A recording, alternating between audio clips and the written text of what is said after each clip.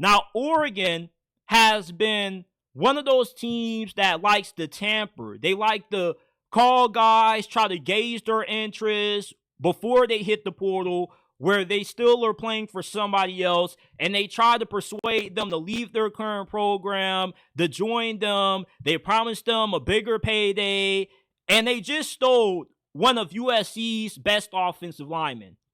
And the Boise State offensive coordinator also said that they were trying to get a bunch of guys off that Boise State team to come transfer as well. And the NCAA isn't doing a doggone thing about it.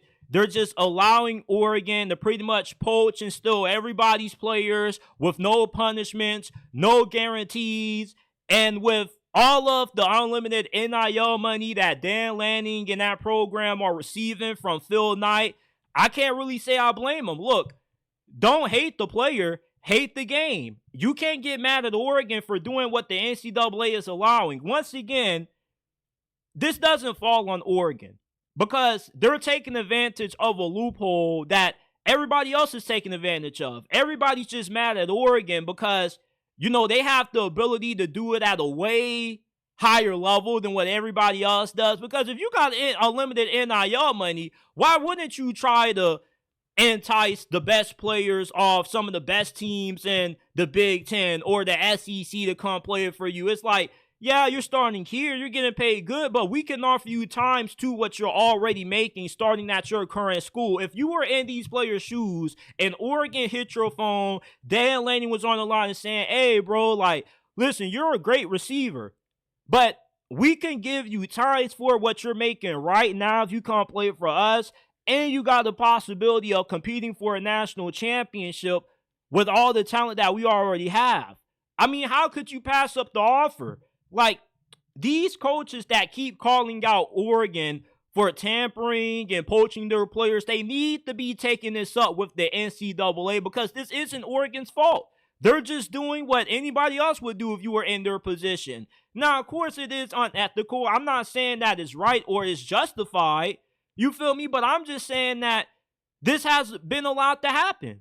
And I go back to when everybody wanted these players to get paid. Everybody wanted these players to have the right to transfer and instantly play whenever they wanted to. How did nobody ever see this happening?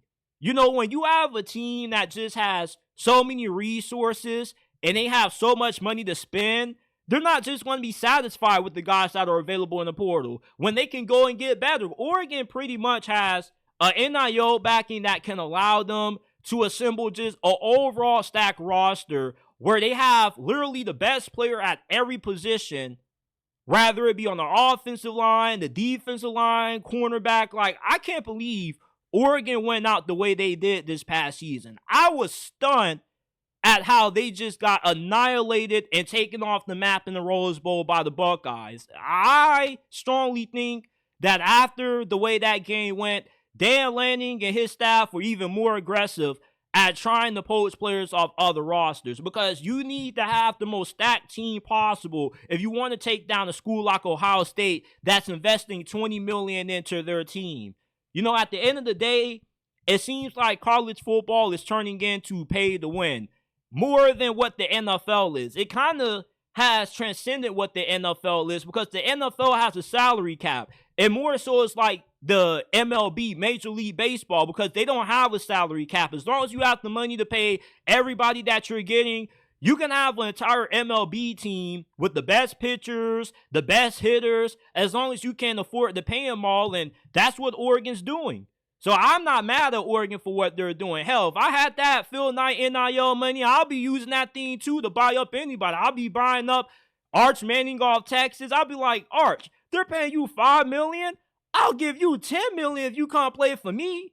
If I'm Oregon, I'm trying to steal everybody. You can't get mad at them, especially if you're coaching at a smaller school like Boise State. You already know what it is. You know that you don't have a lot of NIL money to keep those guys around. You can't get mad at the players for following the money. Money makes the world go around. I understand the frustrations, though, if you're a G5 head coach, because it's hard to sustain a certain level of success at that level when you're able to get these 2- and 3-star guys, develop them, build them up into really productive players, all for them to be developed for somebody else once they peak, and then they end up benefiting another program. Where if they stayed, maybe a team like Boise State or another G5 team that has a lot of talent that can't keep it because other schools like Oregon keep using these unethical practices of stealing them off these G5 schools, we could have an actual Cinderella team in the college football playoffs. You see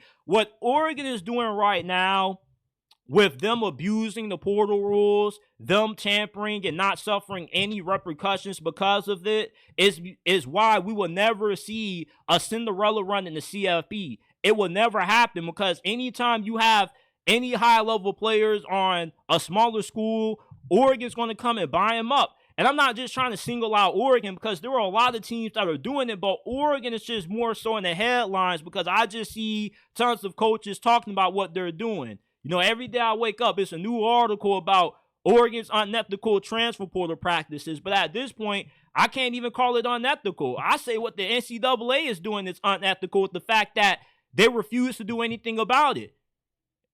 Hate the game, don't hate the player. I will never get mad at a coach for doing everything that he can to put the best team on the field, because that's what it's all about at the end of the day. And if you're able to get away with stealing players and it's not against the rules, the NCAA doesn't care, then I say just keep on doing it. You know, the NCAA needs to handle this. That's why Nick Saban needs to be commissioner. That's why the NCAA needs to be a little bit more competent at actually doing their job. You know, if you're an Oregon fan, I don't think you should be feeling any guilt about what you're doing. I see y'all going to war for your program, defending them on X and Instagram. You shouldn't get too riled up about it. People are going to hate on you for doing what it takes to win. But at the end of the day, it's like, who cares, man? All that matters is winning that national championship. Texas is buying players. Ohio State is buying players. Like, you're not the only team that's doing this. You're just being talked about doing it as much because you have so much money. You feel me? If I had somebody that was giving me unlimited NIL money, I'm calling every good player off every team. I'm buying Jeremiah Smith off Ohio State. How much you getting, Jeremiah? They giving you $7 million? I'll double that. I'll give you $14 million. I'm getting the best pass rushers, the best offensive tackles. I'm building me a dream team if I'm Dan Lanning. Like, I love what Dan Lanning is doing, man. I love Dan Lanning because he has a ruthless, cold-blooded mentality. We finna, like, do you imagine how cold you gotta be to take one of USC's best players, somebody that you play with in conference, just say, you know, like, yeah, we're in the same conference as what you are, but it's like, bro, we're offering you more money if you come play and start for us. That's cold. I mean, you can't hate him for doing it, man. If it's allowed to happen and nobody wants to do anything about it, then keep on doing it. At the end of the day, his goal is to put the best team on the field. And if that means that you got to go steal from other teams to do it, so be it.